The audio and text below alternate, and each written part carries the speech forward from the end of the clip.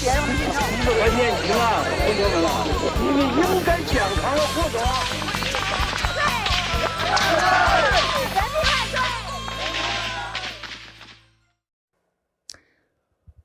士兵们端着枪就站在我们身后，不时地往天上开几枪。纪念碑下边，学生队伍在缓缓地走过去。忽然，他们看见我们就站住了，高喊“侯德健一块走，侯德健一块走”。他们大概是以为我们让部队俘虏了。我们拼命挥手高喊，让他们别停，快走。他们还是不动。我们只好跑下来，跑下台阶，然后往学生队伍的最后边走，想跟在队伍最后面一起撤。等我们拐过纪念碑东北角，我又吃了一大惊。纪念碑北边的地上台阶上，还坐着一片一片的学生，手挽着手，紧紧坐在一起，就是不肯走。我上去疯了似的，求他们拉他们，一个一个往上拽，他们坚持不走，说什么我们不会和当兵的对打，等着当兵的来拖走。我说你不动手，怎么能保证当兵的不动手？都像你们这么理智吗？他们说那也好，不流血不足以唤醒民众。我真想上去打他们几个耳光。我好话歹话全说尽，嗓子也喊哑了，总算有几个学生站了起来。可是人群里马上有人喊不许走，谁走谁是叛徒。这几个犹豫的学生立刻又坐下去了。我厉声责问，谁在说这种话？同学们出了意外，你是不是准备承担责任？等等。没人搭腔。接着我听见一个男同学说了一声走，君子报仇，10年不晚。然后大家都站起来了。就这样他们才开始动了起来，一旦动起来就好办了。学生们一站起身，我就再也没看见侯德健。我们两个去劝学生撤的时候，因为我们俩站着，学生们坐着，所以互相还能看得见。等学生们站起来，我们互相之间就是我和侯德健也失散了。学生们正在纷纷站起身来，准备跟着队伍撤出去的时候，我刚刚拉起一个学生，抬起身一看，当兵的端着冲锋枪，从西边人民大会堂方向慢慢的压过来，最前锋离我们已经只有30-40米远了。我生怕他们走得太近，和学生接触之后发生冲突。因为最后的这批学生是最冲动的，我就赶紧迎面跑过去。小宋高声喊不能去，危险，一把没拉住我，只好也跟着我跑过去了。我一边跑一边把双手举起来，交叉摆动着喊，喂，请你们慢点动手，同学们正在撤退，你们先停一停。话音没落，走在最前面的那个大兵斜挎着冲锋枪，手里挺着一根也不知道是木棍呢还是竹竿如果是竹竿，大概是从帐篷上拆下来的，也可能是木棍，嘴里恶狠狠地骂着你他妈的快给老子滚回去，一边用竹竿猛刺过来。黑暗当中我躲闪不及，让他一下子猛戳在左边的肋骨上，只觉得一阵钻心的疼。小宋还想上去说理，这个丧心病狂的家伙根本就不管他是不是医生，照他胸前也给了2下。后来听说是这200人什么捣毁高自联指挥部的200人突击队，都是从老山前线撤下来的特种兵，刺的真叫个准了。那家伙和后边一群当兵的端着枪对着我们后背。小宋一边回头张望，一边就拼命把我往学生队伍里边推。我心想，他大概是怕这帮家伙丧失理智，朝我们背后开枪吧。等我们慢慢拐过纪念碑的东北角，只听见隆隆的一片马达轰鸣声。我往北边，就是天安门那个方向望过去，只看见几辆装甲车一路碾倒着帐篷再开过来。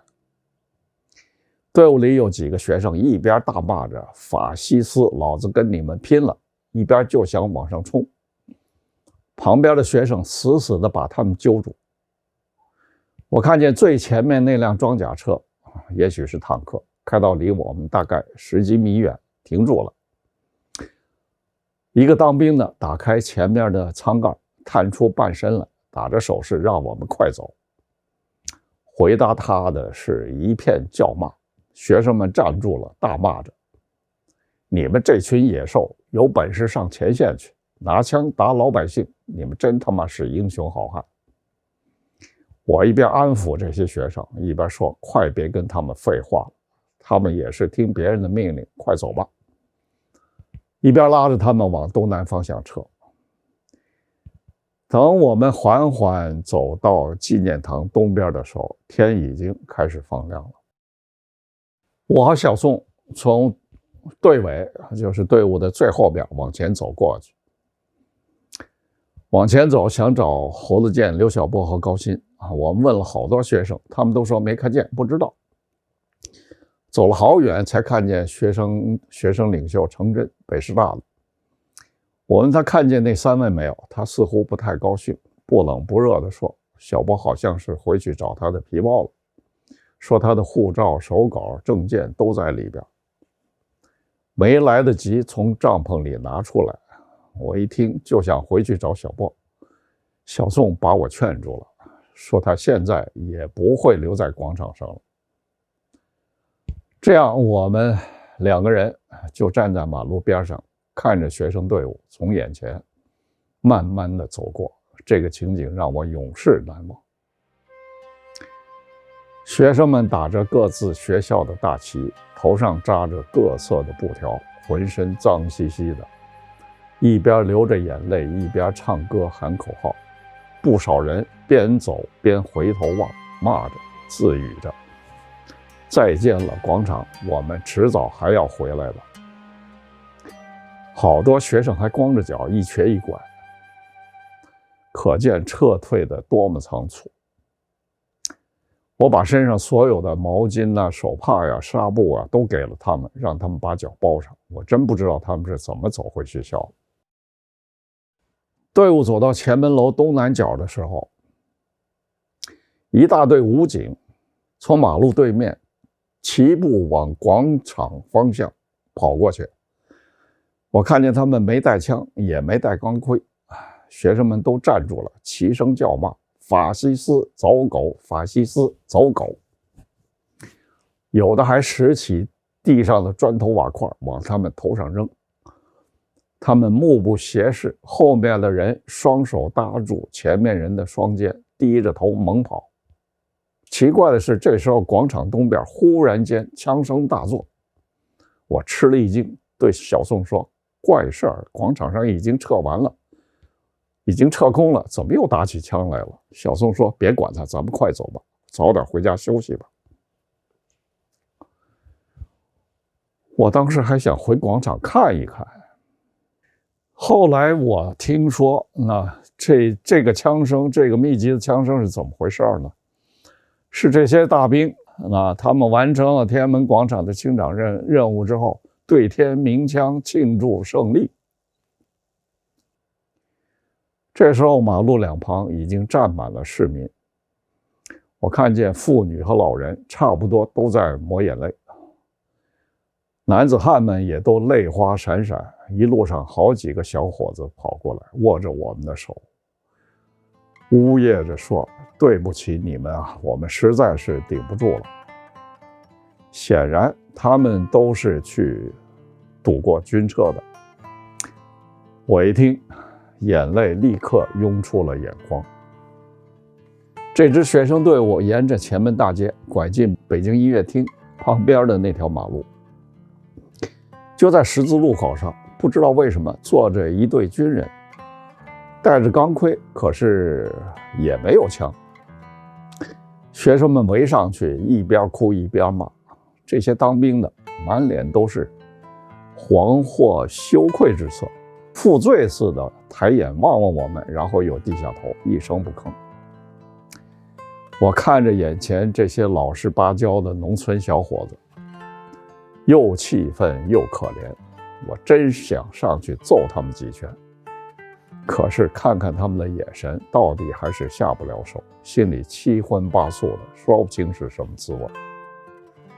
这就说明什么呢？戒严部队也不是说都是杀人狂魔啊，各支部队的情况是不一样。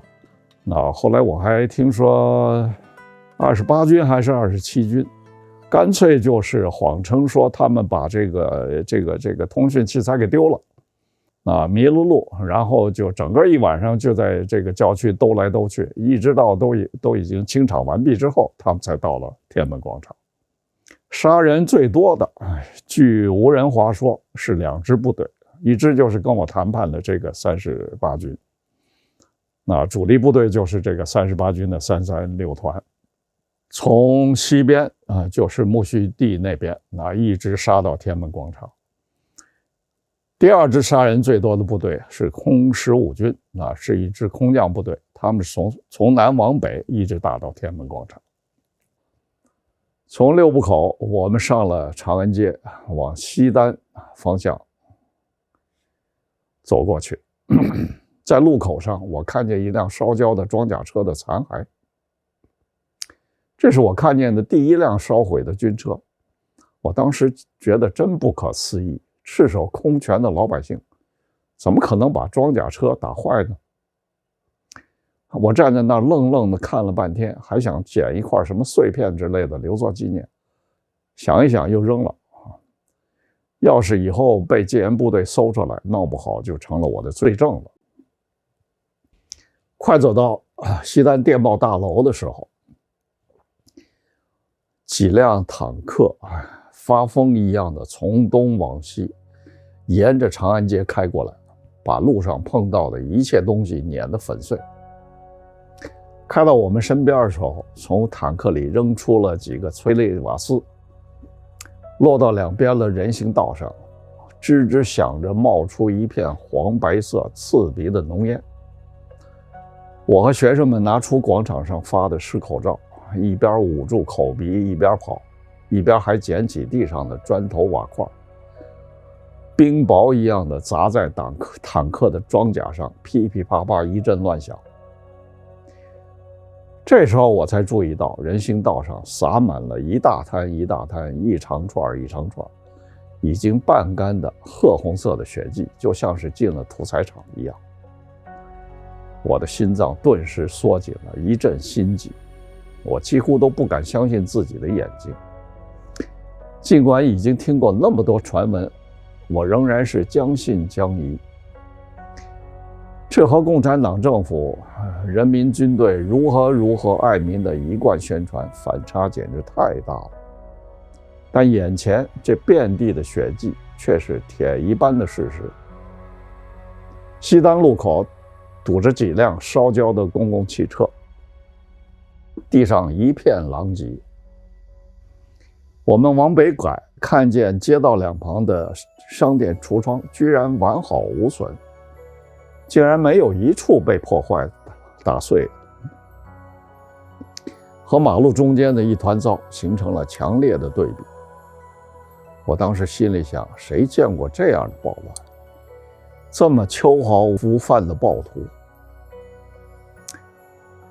1992年底，我去美国哈佛大学做访问学者，就在这一年，美国洛杉矶发生了黑人的大暴乱。我请大家去看看当时的新闻报道，就能知道什么叫做暴乱。小宋的家就住在西单附近，他建议用自行车把我送回家。我说不必，那太麻烦你了。我只需要赶快给家里打个电话报个平安，可以让家里人来接我。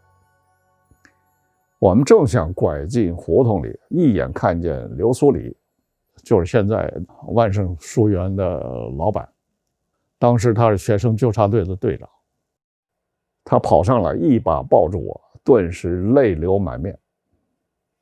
他转过身来给我看他背上大兵的鞋印，他坐在纪念碑上坚持不走，被当兵的一脚踢了个跟头。我们简单谈了几句，互道珍重，依依不舍地分了手。接着小宋带我去找到一个公用电话，我拨通了家里的电话，告诉家里说我没事，除了肋骨上挨了一下之外，完好无缺。家里人简直都快急疯了，说那一晚上家里接到了不下几十个电话打听我的消息。那天晚上谣言传得可怕极了，什么天安门广场血流成河了，正在用推土机推死尸了，里面的人没跑出几个了，等等，听得我忍不住大笑起来。中国人真会编故事，其实不是中国人，全世界都在编故事。我说一个人都没死，都让我们给带出来了。要是没有我们在，10之8九倒是完全可能是血流成河。我最后到底还是让小宋带在自行车的后座上送回了家。一路上我好几次都快要睡着了，差点从自行车的后座上摔下来。回到家稍微吃了点东西，包扎了一下伤口，我倒头便睡，睡得像死人一样。很多人问，那6次事件必然会以大流血作为结局吗？有没有可能出现另一种结果呢？6次的血腥镇压暴露出共产党的执政理念仍然是极左的马克思主义的阶级斗争、无产阶级专政那一套，表明中共仍然是一个革命党，而不是执政党。这是由他的马克思主义治国理念所决定的。按照马列主义理论，所有共产党国家都只不过是向共产主义人间天堂过渡的中间阶段，一种时刻准备发动世界革命的准战争状态。这种神经紧绷的战争准备状态完全背离了人民想要过和平稳定正常生活的愿望。如果不彻底改变，势必社会动荡，国无宁日。一个法治国家是没有内部敌人的，公民行为只有合法和非法之分。全世界的法治国家全都有一整套既能保障公民游行示威的自由权利，又不至于造成严重社会动乱的办法。前总书记赵紫阳主张在民主与法治的轨道上以协商对话解决问题，大原则是对的，但是没有具体的实施办法、可操作方案，原则势必沦为空话。我认为当时只有召集北京人大常委会紧急制定游行示威法，并且立即实施，才能避免悲剧的发生。事实证明，协商对话是没有用的，因为缓不济急。与之相对照，虽然赵紫阳从访朝回国后就提出了立法建议，但是直到1989年的10月底，北京市才仓促制定了游行示威法。十分讽刺的是，迄今为止没有一次民间的独立的游行示威申请获得批准。中共处理群体事件，所谓的群体事件，依据仍然是毛泽东所谓的正确区分敌我矛盾与人民内部矛盾。问题是谁来区分呢？当然是各级的政府官员。如何区分呢？没有标准，各级政府官员自定标准。说来令人难以置信，1989年风波发生时，尽管改革开放已经进行了将近10年了，全中国从上到下，从政府到知识分子，从左派到右派，从学生到民众，没有一个人了解以上的法治知识，包括本人在内。我是多少年后开始研究政治学，才具备了这些知识。更令人难以置信的是，全中国至今仍然没有几个人了解以上看上去十分浅显的法治知识。中国以及其他法治宪政缺位的国家，这些国家的治国乱象显示出这些国家的自由民主或者还没有真正上轨道，或者根本走错了路，没有走我所主张的先法治后民主这条正路。这不是自由民主不好，而是这些不成熟、不正确的民主案例自身有问题。不少中国人从89风波的失败案例得出民主不好、民主不可行的结论是完全错误的。最后还有一个6·4悲剧的责任问题，我们可以参考雅斯贝尔斯哲学家，著名的哲学家，他对4种罪责的区分。第一种，确有违法行为的人应该负刑事责任；第二种，帮助那些犯有刑事罪的责任者获得权利的人负有政治责任；第三，听任罪行发生的人负有道义责任；第四，一切没有尽到捍卫人类文明标准的人负抽象责任。按照他的这4条标准，开枪杀害平民的军人应该负刑事责任，邓小平以及支持邓小平做出镇压决定的政治领导人应该负政治责任，袖手旁观无所作为的沉默大多数应该负道义责任。至于抽象责任，大概只有极少数冒险犯难、敢于挺身发出抗议声音的持不同政见者可以免除责任。